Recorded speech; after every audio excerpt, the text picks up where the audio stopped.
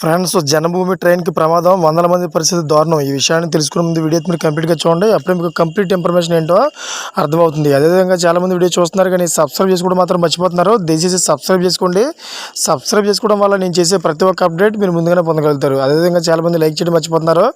దయచేసి లైక్ చేయండి. లైక్ చేయడం వల్ల ఈ ఇన్ఫర్మేషన్ అనేది మనం చాలామందికి రీచ్ చేసిన వాళ్ళు అవుతాం. ఇంక లేట్ చేయకుండా వీడియోకి వెళ్ళిపోదాం.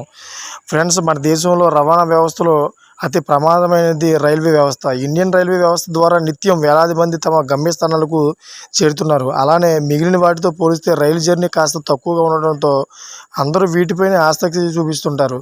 ఇది ఇలా ఉంటే తరచూ జరిగే రైలు ప్రమాదాల ఘటనలు అందరినీ ఆందోళనకు గురిచేస్తున్నాయి.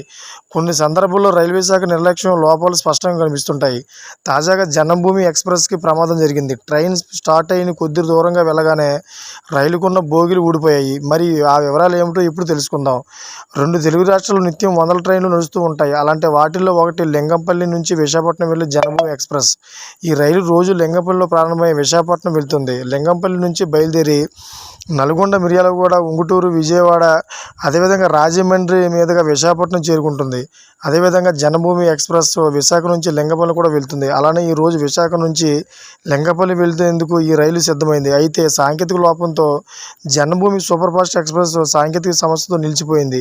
విశాఖపట్నం నుంచి రైలు బయలుదేరిన కొద్దిసేపటికి ఆగిపోయింది. విశాఖ రైల్వే స్టేషన్ ప్లాట్ఫామ్ నుంచి బయలుదేరిన 2 నిమిషాలకే గార్డు ఎర్రజెండా ఊపి ఆపేశాడు. ఆ రైల్లోని ఏసీ బోగీల లింకు తెగిపోవడానికి అక్కడి అధికారులు గుర్తించారు.